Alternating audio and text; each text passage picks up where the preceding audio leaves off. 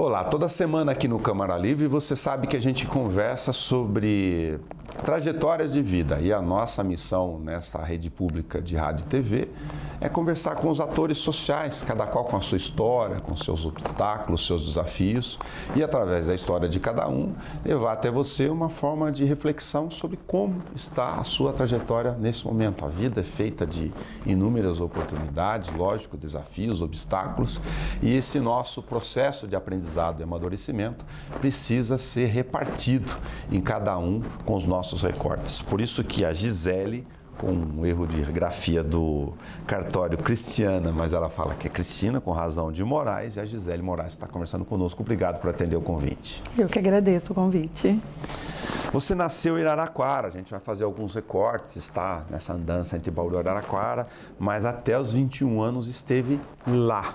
Então, fisicamente, geograficamente, nessa nossa dádiva de passagem pela vida, né, que é sempre um presente, a sua memória, Gisele, afetiva de infância está lá. Qual é a sua memória afetiva, pensando aqui de bate-pronto? É um cheiro, um gosto, uma paisagem, um fato, cada um tem a sua. De bate-pronto, agora o que lhe vem à cabeça, sem pensar? Pôr do sol de Araraquara. Por quê? Você tinha o hábito de ir lá ver, porque ele se torna bonito, sempre é bonito o pôr do sol? Meu pai tinha o hábito de levar a gente pequenininha para ver, né, o pôr do sol. Tá. Era só você na sua casa? Não, eu tenho 2 irmãos. 2 irmãos? Você é a única mulher? Não, eu tenho a Débora, tá. que é a mais nova, e o Rodrigo. O Rodrigo. Você é a mais velha? Só do meio. A do meio. Sou a filha do meio. Entendi. Você fez colégio, estudou lá, seus pais. Seu pai fazia o quê? O meu pai, na verdade, desde muito novo, ele teve problema, né, com álcool e droga, então ele acabou ficando ausente da nossa infância. Tá bom. Assim, do comecinho, assim, até os 7 ele ficou, depois ele começou a perder pro álcool, aí minha mãe se separou. Ok, mas nessa dificuldade, eu falo das trajetórias, eu estava comentando aqui com a Gisele no ar que o meu pai também teve problema com alcoolismo, né, era um caminhoneiro, uma família de muitos filhos. Aí foi a dona Beth que segurou essa parada toda, porque precisava colocar comida na mesa. Foi ela que segurou toda a parada. Entendi. Novinha, ela foi mãe muito nova, né?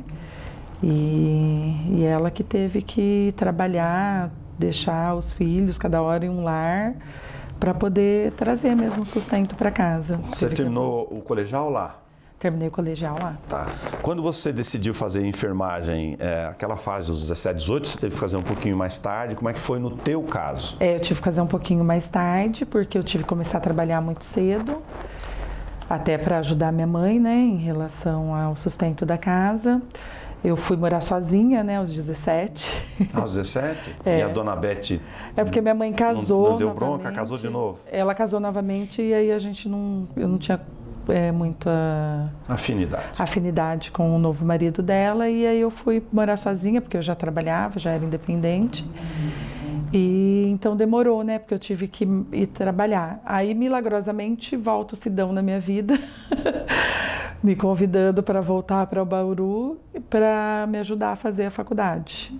Como que ele te convidou para voltar para Bauru? Porque ele veio porque ele estava numa época sóbrio, estava trabalhando, né? Estava estruturado. Ele conseguiu dar uma ajustada na vida dele. Durante a vida ele conseguia ajustar. Daqui a pouco caía, então nessa... Ele estava aqui, daí ele já estava aqui, porque a família dele, ele sempre foi daqui, né? Tá. E aí, como eles se separaram, ele voltou para cá, e aí ele me convidou para conhecer, ter mais contato com a família dele.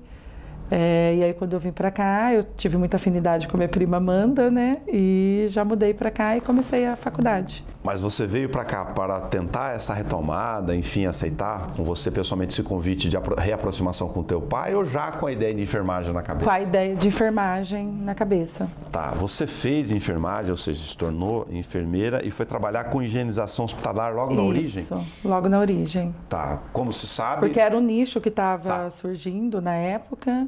Eu não tinha muita afinidade com a enfermagem intra-hospitalar, né? Ok.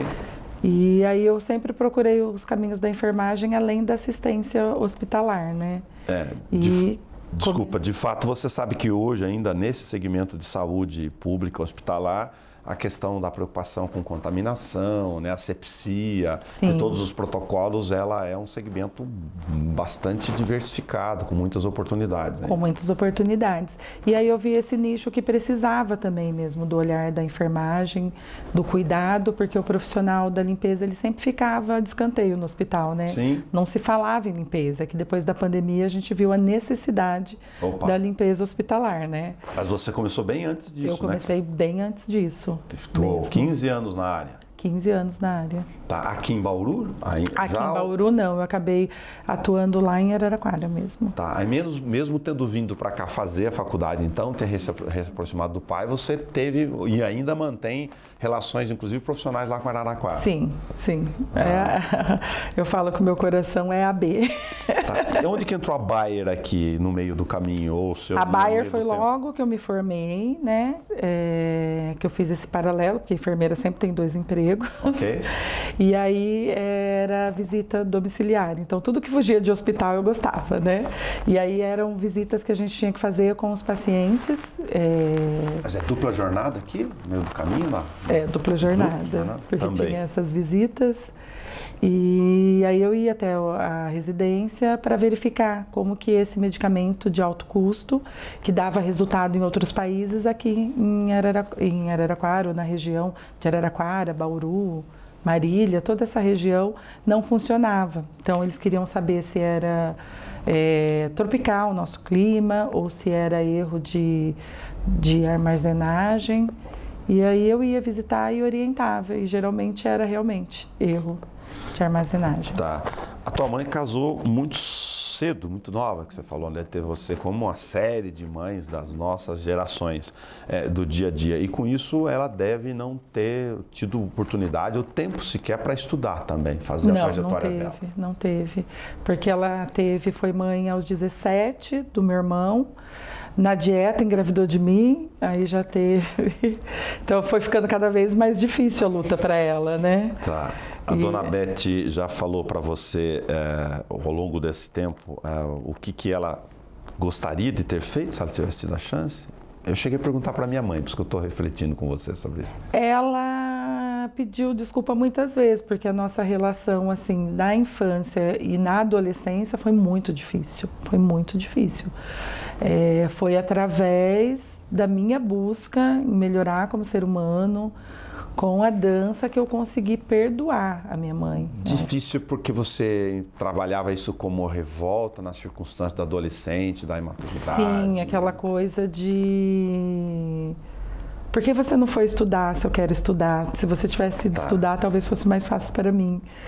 E de não aceitar, né, certas situações que hoje eu vejo que foi o jeito que ela tinha. Sim, sim. Para se organizar e organizar com a casa, porque ela era uma menina, né? Tá. Mas eu só consegui esse perdão quando eu visualizei ela como humana e que ela era muito nova, mas a adolescência foi muito difícil. Tá, você usou a expressão que a hora que a gente estava fazendo um briefing, falando que a mãe acabou abrindo mão do autocuidado, do boa dose aqui, nessa trajetória. Porque ela não tinha ela não tinha respaldo familiar, já começa daí, então ela foi mãe muito nova e teve que se virar com a situação, não tinha nem orientação. Sim. Então a educação dela era baseada naquilo que ela muitas, né? recebeu, vai casar, vai ter filho, vai ser casar, dona de vai casa. ter filho, educa o filho desse jeito, faça isso, se está certo ou se é errado nem dá tempo, porque tem que sair cedo, trabalhar, muitas vezes, ou você trabalha, antigamente não tinha tantas ajudas, né, sociais. Sim, sim. A pessoa tinha que ir. Aí ela trabalhava, lá tem a Cutrale, né, Citrosuco, então são turnos, e aí a gente tinha que ir se organizando mesmo e se cuidando. Minha ponte é muito com os meus irmãos, né, a gente é muito junto, muito grudado, muito um cuidado com o outro, porque a gente tinha que se cuidar, não tinha condições de pagar uma babá para ficar. Claro. Você ficava às vezes com uma amiga, né, com uma vizinha. Você está a gente vai fazer de novo idas e vindas no nosso recorte aqui, não se preocupe. Desde 2012, praticamente, entre Bauru, Araraquara, Bauru, por quê? Eu vim aqui em 2004, com 21 anos, demorei um pouquinho até começar a faculdade, e aí eu fiquei porque eu sou muito família, né? Então eu gosto muito da minha família paterna e gosto muito da minha família materna. Ah, que bom. Então eu acabo ficando um pouco lá, se para algum trabalho, eu fico um pouco aqui. Mas a minha pretensão é voltar, eu gosto de Bauru também. De que forma o aprendizado que todo mundo tem de maturidade e de visão de mundo, né, de perspectiva, com todos os obstáculos, a vida de uma gangorra, estamos falando aqui no meio, do espelho que você tem da dona Beth, fez com que a Gisele moldasse nela, nesse teu tempo aqui, a gente vai falar um pouco disso, sobre o que você chama de empoderamento da mulher, de ter as suas oportunidades, de fazer valer as suas vontades. É que por muito tempo a minha mãe foi tudo que eu não queria ser. Eu não queria casar cedo, eu não queria ter filho cedo, eu queria estudar, eu queria mudar aquela... Como que eu posso te dizer? Aquele destino, né? Sim. Que é meio uma mudança de destino, sim, não é? Sim. Tipo, você... Exatamente aquilo que você foi vendo que não achava legal, não quero para mim. Não quero isso para mim, não desejo isso para mim. E aí eu comecei a buscar também sozinha, porque eu não tinha esse respaldo dela, eu tinha o sustento, né, só. Mas assim, o a mais, o sonhar em ser mais, não existia, né? Eu tive que ir criando. Entendi. Ao longo do caminho. Você acabou gerando resistência aí ao longo do tempo, lógico, é trabalhar também, buscar a tua vida, 2 jornadas ao longo do tempo, de não casar, por exemplo, por causa do reflexo dos seus pais? Eu acredito hoje que sim, hoje com a minha maturidade eu acho que sim. Tá. Você acabou depois de 15 anos na área de higienização hospitalar, construindo a sua história, que está ainda em andamento aqui no nosso recorte, de indo para uma área completamente diferente. Explica como é que você sai da enfermagem, higienização hospitalar e vai para uma empresa de roçagem. Então, assim, a pandemia, eu acho que ela trouxe uma reflexão para todo mundo, né? Assim, o que a gente quer da vida daqui para frente? O que podemos melhorar? Okay. E a transição de carreira, ela me chamava muita atenção, porque eu comecei a estudar empreendedorismo e eu queria empreender em alguma área. E aí eu acabei percebendo, estudando e percebendo esse nicho, né, que poderia melhorar, porque as técnicas que você utiliza num grupo é legal em outro, né? Okay. E eu percebia também que nesse nicho tinha altos ganhos e, porém, muitas deficiências também a melhorar em relação de EPIs, de zelo mesmo, né? Aqui foi uma questão de olhar o mercado como empreendedora mesmo, de olhar como tinha acontecido, aliás, na área de higienização hospitalar, com sua formação de enfermagem. De olhar o que está acontecendo, o que está precisando e como eu queria unir natureza, bons ganhos e novidade, me arriscar em um caminho que eu nunca tinha percorrido, eu achei uma boa oportunidade. Gisele, você acabou se moldando, ou uma característica sua é, de fato, olhar para os desafios e eu quero fazer, eu posso? Eu gosto de desafios. Eu gosto. Que legal. Quanto tempo tem a empresa de roçagem?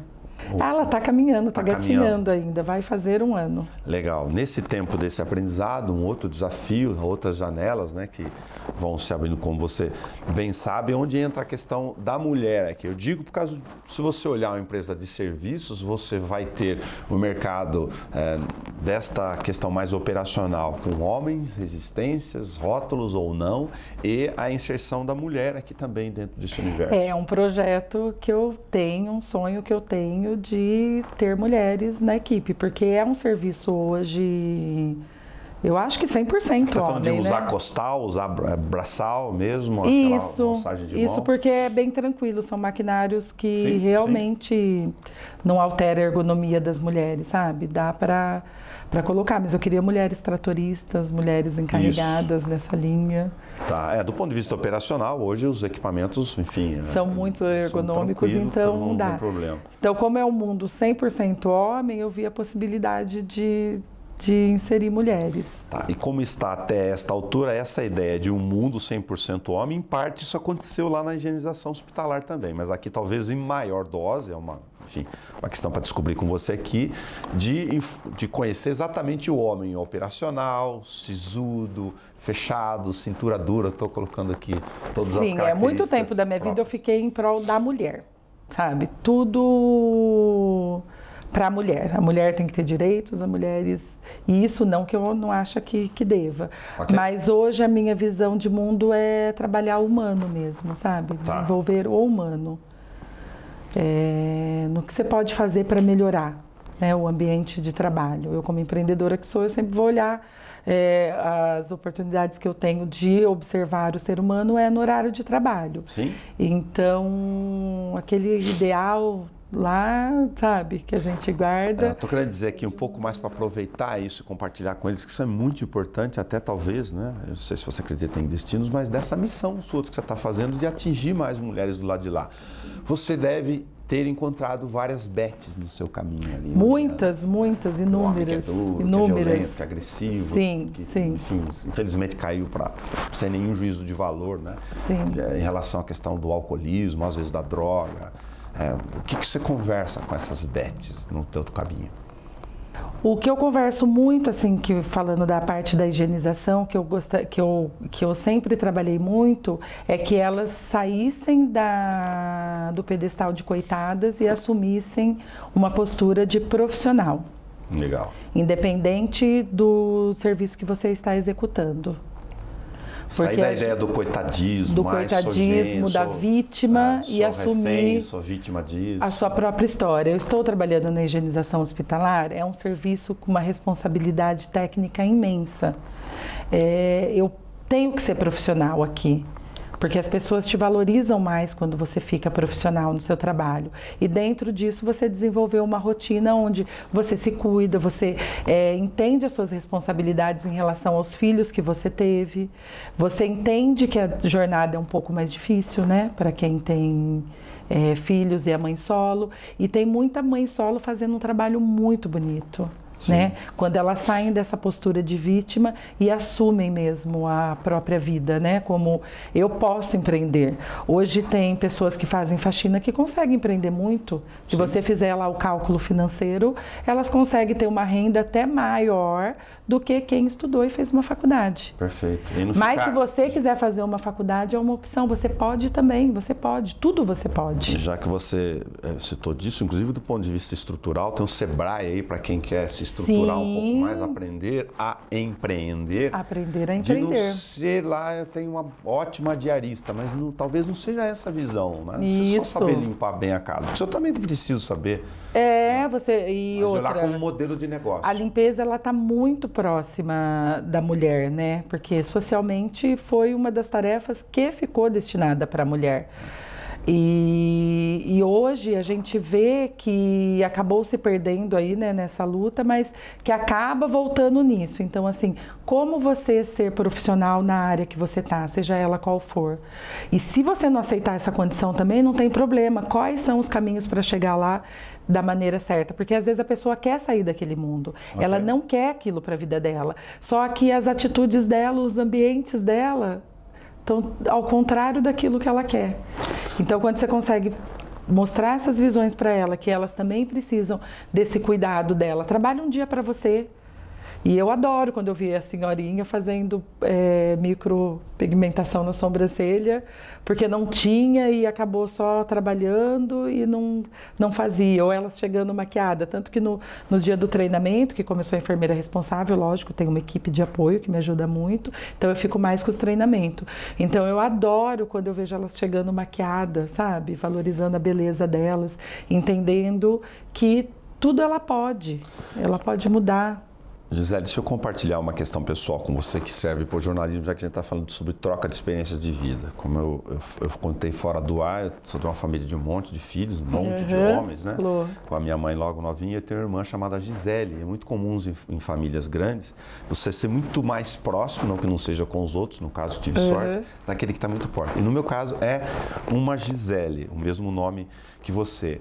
E ela é uma pessoa muito forte de liderança, de trajetória. história, ela sabe disso. Um dia ela me comentou, poxa, mas o cara lá, eu gostei dele, do estilo dele, não quer namorar. Eu falei, Gi, homens fracos têm medo de mulheres fortes. Isso lhe faz sentido? Faz muito sentido. Muito sentido, porque realmente, não falo nem no sentido de fortaleza, né? Porque é uma simbologia. É uma simbologia, sim, mas o que eu falo assim, que quando a mulher é determinada, quando ela sabe o que quer, quando ela entende o papel dela socialmente, dificilmente ela aceita menos. Legal. Né? Ela não vai aceitar situações que coloque ela numa situação de desvantagem, que coloque ela em risco. E lógico que no ramo da higienização a gente tem muitas histórias assim terríveis mesmo, de relacionamento, até de homem segurar o salário da mulher, que é coisa que a gente acha absurdo em 2024. Mas acontece, até também pelo fato de ter, às vezes tem um filho que mora com a mãe, mas o parceiro não aceita que ajuda, sabe? Então são várias histórias, mas você começa a ver que elas começam a mudar a vida dela quando elas se empoderam profissionalmente. Quando elas entendem. E tem várias histórias lindas mesmo, de pessoas que vieram fugida de São Paulo com 2 crianças pequenas, que hoje está morando no apartamento, está formada. Elas me ligam, Gi, estou entrando na faculdade agora, eu te agradeço. Então é um círculo muito lindo de troca mesmo, de aprendizado, porque elas ensinam muito também, né? Aí você usou uma expressão talvez importante aqui entre várias, essa ideia de que a empreendedora Gisele, de que ela pode aumentar ainda mais esse poder de conscientização e de amadurecimento, né, autopessoal das mulheres nesse ambiente de troca, né? De troca. Você não é só a dona da empresa, a empreendedora, você está lá tentando trazer elas para esse universo, essa compreensão. Porque a gente escuta muito falando, hoje não tem profissionais, vamos investir em máquina, mas o nosso maior investimento ainda é no ser humano, né? Porque senão não tem sentido a gente estar aqui. Hoje, então, a gente tem que... e é um nicho também que elas não vêm preparadas para o mercado de trabalho. Não existe um curso preparatório. Que nem quando eu vou gerenciar técnicos ou mesmo enfermeiros, eles vêm de um preparo, né? Agora, a higienização não, ela não vem de um preparo, ela precisa ser formada ao longo do processo. Eu diria que você está numa fase de transição, então, de vários experimentos, experiências, do que você chama de empoderamento, aí uma palavra comum, né, que tem vários vetores, entre uma boa experiência do aprendizado consigo próprio, da maturidade, que bom que a vida faz isso, né? E numa outra fase, agora, em uma outra área, outro desafio. Outro desafio, mas que você vê a necessidade também de empoderar, né, os homens que trabalham, até pelo pouco estudo, pela história de vida também, que vem de histórias de famílias desestruturadas, né? E que acabam ficando também sem amparo, né? Sim. E aí eu vi esse novo mercado se abrir e esse novo olhar. Tá certo. Agora, onde entrou a dança do ventre nessa história aqui? A dança entrou para mudar tudo. Mas a partir do quê? Só para tentar contar a sua história. Porque você já tinha visto, porque é legal, é bonito. A dança, ela faz bem, lógico. entra como forma de, assim, eu buscava tantas ações para empoderar o próximo ou a próxima, que eu acabei percebendo que eu estava sendo igual a Dona Beth lá atrás. Você se sentiu nesse obstáculo de se autocensurar aí? De autocuidado, que hora cuida da Gisele, que hora que eu cuido por mim. E aí a dança entra nessa perspectiva. Era um sonho que tinha ficado lá da Gisele adolescente. Mas podia ser massagem, terapia, samba, zumba, sei lá. Eu sempre gostei artesanato. muito. Eu sempre gostei muito de dançar. E a dança do ventre foi aquele sonho mesmo de adolescência, que ficou lá guardadinho na gaveta. Mas você já conhecia a dança do ventre? Já conhecia, né? Até através mesmo da própria mestre João Marconato. Que a gente é cidade próxima, conhecia de lá, acabei participando algumas vezes e por conta do trabalho, das outras coisas que eu fui fazer, acabou que não dando tempo, mas eu sempre guardei uma roupa lá de 15 anos. Por que você nunca levou a Dona Beth? Então, é o próximo passo, porque ela tá bem arredia, mas lá tem esse espaço aí onde leva a mãe, e eu gostaria muito que ela fizesse, eu gostaria muito que ela se cuidasse, porque até hoje o meu irmão repetiu o padrão do meu pai, né, da bebida, e ela vive em prol de cuidar do meu irmão. Ela não Você usou outra expressão muito citada pelos especialistas em psicologia comportamental, que é a repetição do padrão de comportamento. Isso, né? Isso. E infelizmente meu irmão seguiu o mesmo padrão do meu pai, e hoje eu vejo ela nesse cuidado, sabe, o tempo todo em prol do Rodrigo. E repetição de padrão de comportamento criam, cada um de uma forma, né, crenças limitantes, da gente se autolimitar. Sim. E eu tinha muito essa crença, eu rejeitava nela, porém eu repetia num outro cenário. Tá. Né? E aí quando eu vi que eu estava cuidando, sempre preocupada em cuidar, em estudar para melhorar para o próximo, eu falei, opa, peraí. Agora você falou uma questão interessante, até para quem não conhece, né, e muitos não conhecem Dança do Ventre, aí é bom, porque com a história de cada um, de novo, a gente vai fazendo com as pessoas te falarem. Quando eu te perguntei da Dança do Ventre, você falou uma palavra-chave para mim, dança cura. Dança cura. Né? Dança cura fisicamente, dança cura mentalmente, dança cura espiritualmente.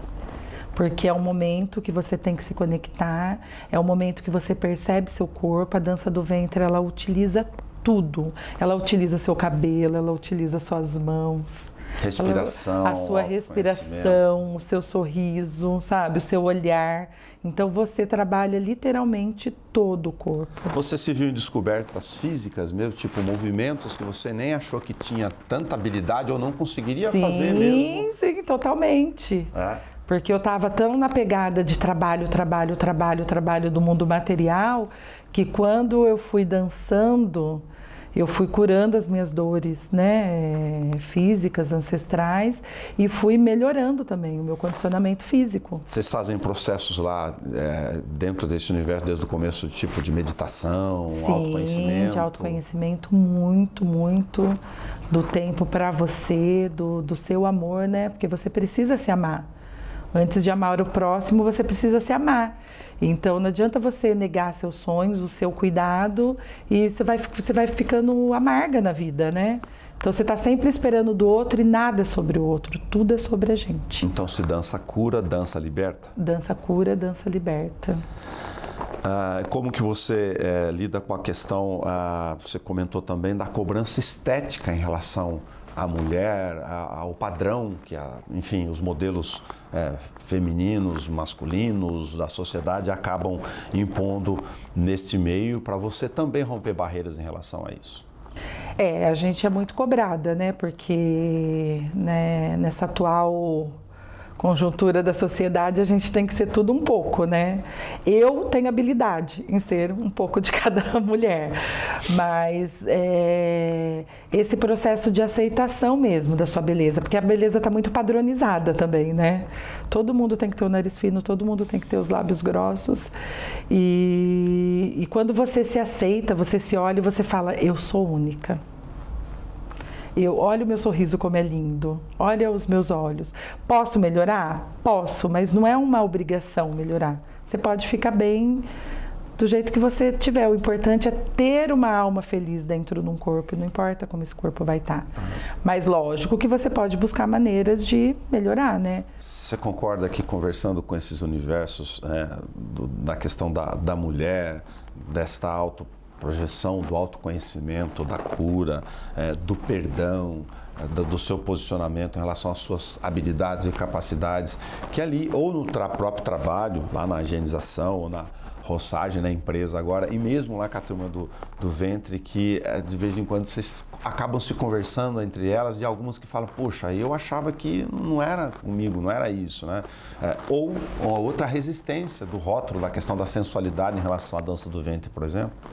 Há muito tempo a dança foi muito sensualizada, né? Não que não seja uma dança bonita, sensual. É uma dança bonita, é uma dança sensual mesmo. É o momento que a mulher se expressa como mulher, o lado feminino e sexual dela, né? Porque melhora em todos os aspectos.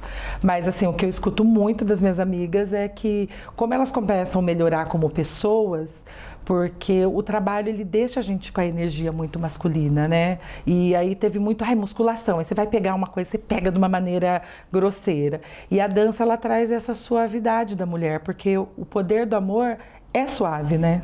Para não ficar na dança do ventre aqui, só para lembrar eles, o tango, que é uma dança portenha, que é extremamente sensual. É extremamente sensual, corporal, né? Como a gafieira nossa como também, a gafieira, como o samba, né? Se você vê uma mulata sambando, é sensual, mas é mais esse encontro com o seu feminino e essa aceitação.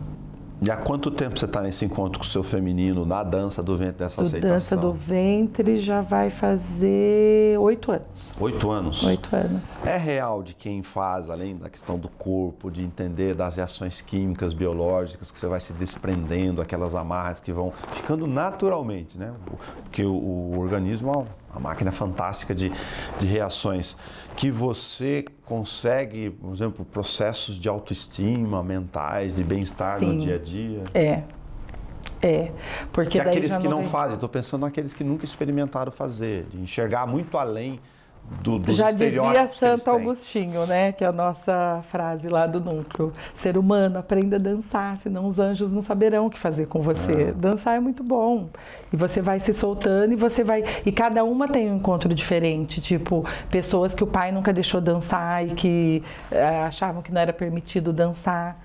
Porque é um bem-estar incrível, né? Mulheres, muitas vezes, com os maridos, né? Quando você falou isso para a dona Beth, o que ela te disse? Agora, mesmo mais adulta. A dona Beth gosta de dançar muito, porque ela era a rainha da bateria, né? De tudo. A família dela vem do samba. E agora, há muitos anos envolvida com a cura do meu irmão, né? Ela parece que é uma punição para ela não dançar.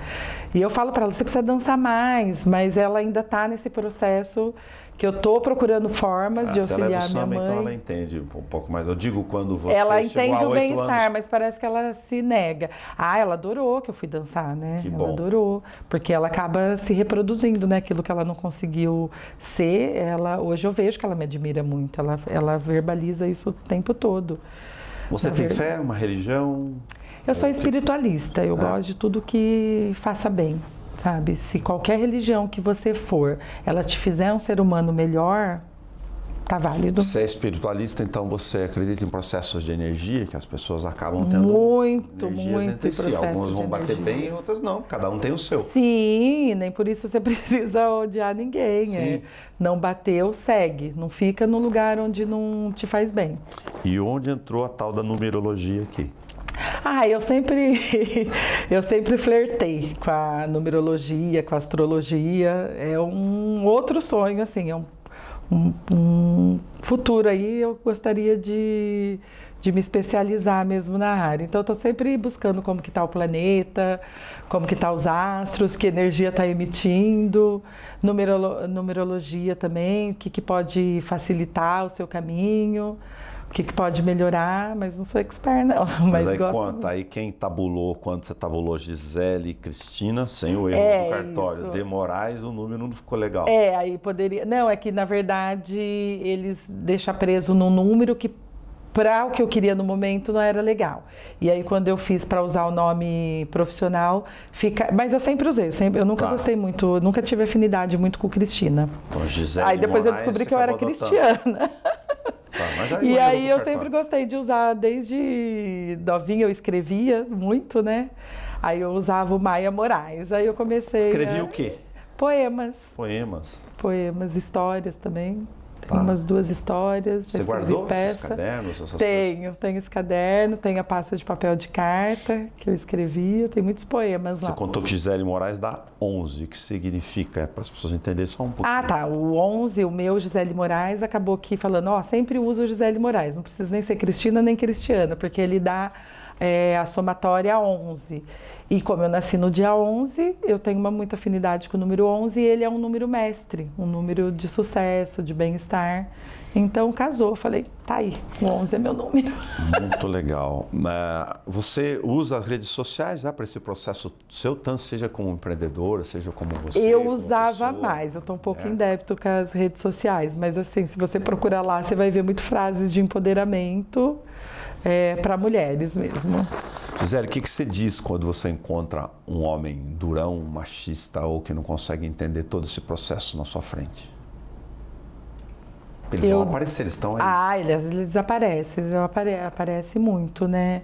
Eu procuro sempre tratar bem, sabe? Porque eu penso assim, quando a pessoa é muito durona, provavelmente ela vem de uma educação. E o amor, ele transforma.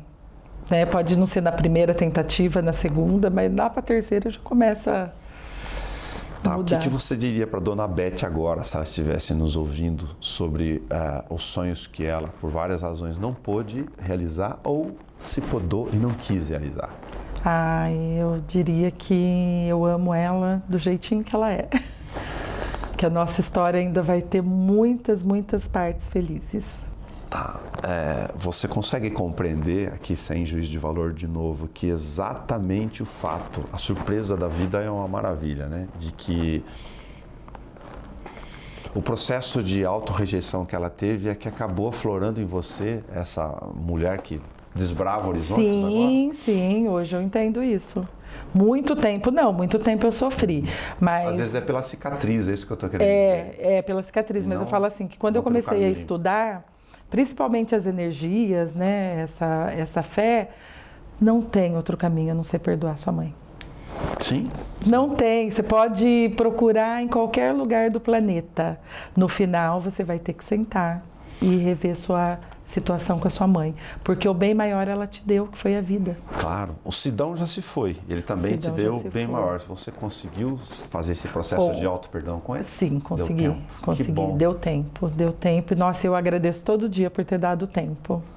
E aí eu vejo que ficou, porque como, é isso que eu falo, quem fica que gera as relações, né? Sim. Porque como ele foi distante, então, para mim era assim, quando meu pai voltar, tudo vai ser maravilhoso. Quando meu pai voltar, então, essa revolta que eu tive com a minha mãe, eu não tive com meu pai. Tá. Teve ausência, né, de pai. E muitas vezes eu vi que me faltou essa figura paterna mesmo. Mas o que fica é o que ele deixou, sabe? Olhar o céu, o pôr do sol, isso que ficou para mim. Sem querer ser presunçoso aqui, mas como contribuição nesse nosso recorte, de certa forma você consegue enxergar que exatamente essa força, essa luz que você já nos falou aqui em relação a dona Beth, sua mãe, o Sidão, essa questão do auto-perdão, da oportunidade de perdoar da vida, que pode ser um caminho, e tomara que o seja, para o teu irmão ver agora. Sim, nossa, o que eu mais desejo. Eu também muito tempo não soube como tratar o meu irmão. E hoje eu toda vez, né, falando em questão de energia, eu visualizo ele maravilhoso, curado. Não fico mais naquela coisa de querer mudar. Eu entendo ele, porque muitas vezes eu julguei, né? E isso é agora, tá? É um processo aí da dança. Não foi assim, olhar a situação, tudo tá lindo, não. Não é de um dia para o outro, não. É um processo lento, é um processo doloroso, mas que vale a pena olhar o outro sem julgamento e lutar mesmo pelo aqueles que amamos, né? O grupo de dança do Ventre de você está lá em Araraquara? Está lá em Araraquara. Tá, vocês se reúnem para dançar com uma criança? Ou vocês dançam nos lugares, fazem apresentações? Também não é nesse nível? Não faço apresentações ainda, tem lugares que faz, mas lá a gente se reúne para dançar mesmo. É o nosso momento, é aquele momento que hoje eu não abro mão, já abri muito, viu? Se tivesse um compromisso de trabalho e a dança... Eu deixava a dança para lá. Hoje não, eu altero a agenda. Frequência aqui, uma vez por semana? Uma vez por semana. Que bom. Como beber água, né? Tem que ser todo dia. Mas não dá ainda, então uma vez por semana já faz bem. Tá. Gisele Moraes, muito obrigado por ter vindo recortar com a gente, que eu ia te perguntar invertido do começo. Aquela apreensão de falar, poxa, o que eu vou conversar sobre a minha vida? E aí, se resolveu para você? Resolveu. Tá. Foi muito bacana, gostei da experiência. E se tem algo que eu não deixei você falar e você sentiu vontade, por favor, fique à vontade. Não, eu achei o bate-papo muito legal, muito interessante. Eu espero, né, que as mulheres que estejam ouvindo, de alguma maneira, se tiver algum problema com a mãe, algum problema familiar, perceba que existem ferramentas, que você pode buscar ferramentas para melhorar, porque a nossa passagem ela é tão breve, né? E a gente sabe que não é fácil, mas também não é impossível. Dá para mudar, dá para se reinventar, dá para fazer um novo final sempre. Legal, muito obrigado por ter contribuído com a gente nessa Eu que agradeço o convite, adorei a experiência. O Câmara Livre conversou com a Gisele Moraes, sem o Cristiana lá do batismo, mas cada um conversa com a sua própria história e faz os recortes.